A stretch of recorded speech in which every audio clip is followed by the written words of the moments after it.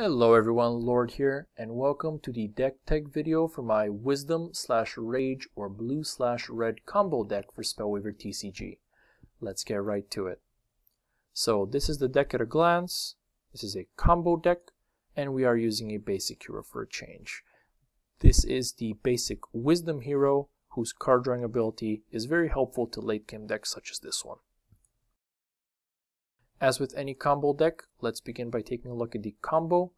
It involves two cards, Dragonfire, which deals 5 damage to a creature or hero, and Thaumic Reflector, which allows us to replay an action card without paying its mana cost, provided that it was played this turn. Since this is pretty much our only win condition in the deck, we can afford to put in a lot of support cards to allow us to pull off this combo pretty much every time without a hitch. So let's take a look at some of those support cards. Contraptionists. These are great chump blockers, and they put in level 1 artifact cards from our deck when they come into play.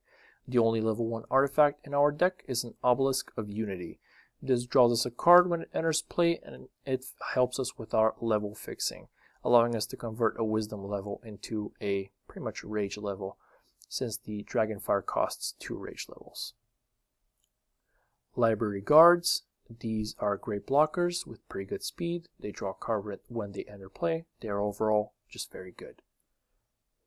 Airship Explorers. These are pretty much the same thing. Great blockers. They don't gain us card advantage, but they do give us consistent card filtering every turn. Gin of Wishes. Pretty much the same thing. They're great blockers, and they actually give us card advantage or pseudo card advantage by allowing us to get out a spell or artifact from the top 3 cards of our deck. Now, since our combo relies on a spell and an artifact, this pretty reliably allows us to search for pieces of our combo in the top 3 cards.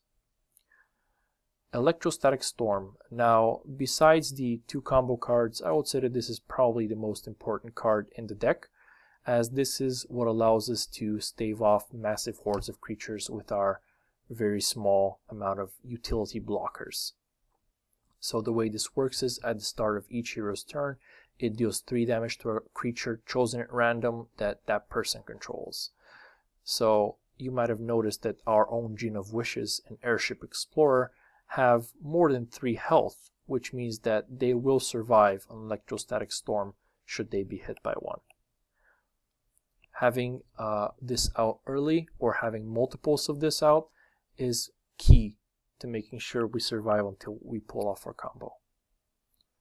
Fireballs. These are mainly used for removal, but they can also serve as a backup win condition in case the opponent has too much life.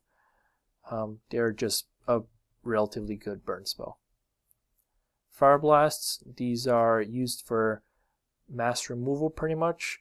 By themselves, they are not very good. They do kill off most creatures with the 3 damage they deal, and the 1 damage to each other creature on the same line does help against some very small creatures, but they really shine when used with a Thaumic Reflector to duplicate their effect, allowing you to do 2 or 3 or 4 damage to creatures on the same line.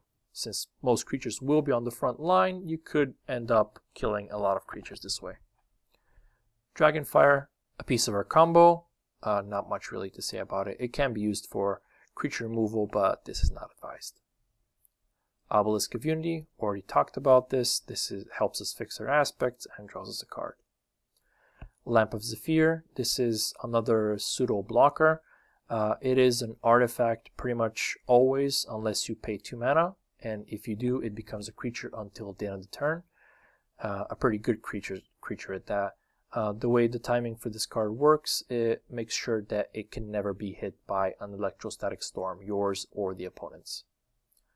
Thaumic Reflector, the second part of our combo and probably the most synergetic card in this deck. This card was nerfed. It used to cost 1 mana to activate, but it's still very, very good. It allows us to pretty much duplicate or twin cast most of our spells. And finally, we have a few Wisdom Shrines, a few Rage Shrines, and a single Grand Institute. Usually you would play more copies of this card, however, I do not possess more copies of this card. This pretty much allows us to rush out some of our more important cards, provided we have the mana but not the levels. And that is a deck in a nutshell. Till next time.